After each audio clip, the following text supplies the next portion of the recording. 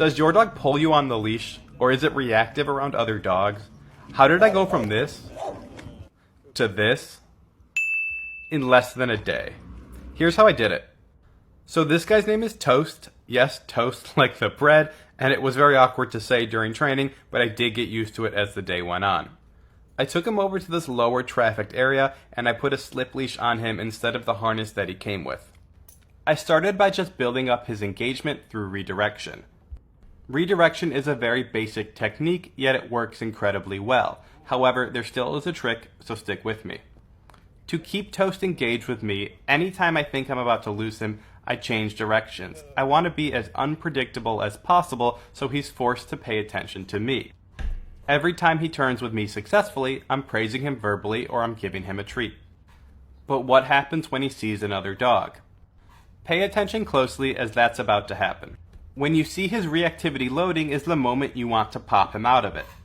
If you wait too long to give him feedback, you've missed your opportunity. So as a dog walks by off camera, you can see his interest peaks, his head goes up, he stiffens up, and I give him a little bit of leash pressure right there to say, hey, we're walking.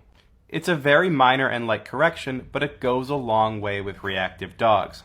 You don't want to repeat it over and over, and you don't want to be forceful. You just want to tap the dog on the shoulder saying, hey, leave that dog alone. It is not worth it.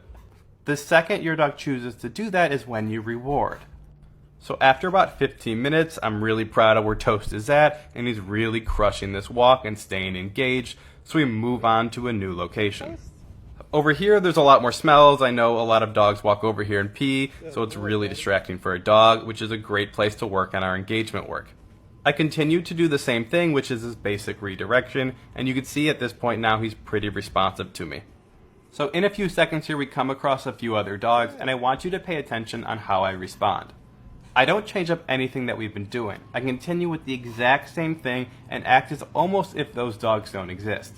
If I react differently around dogs, he's going to react differently around dogs. So as he sees this dog, I change directions.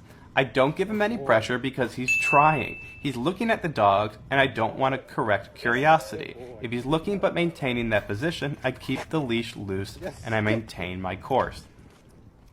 As we come across our final dog, I am prepared to basically continue this walk as if that dog doesn't exist.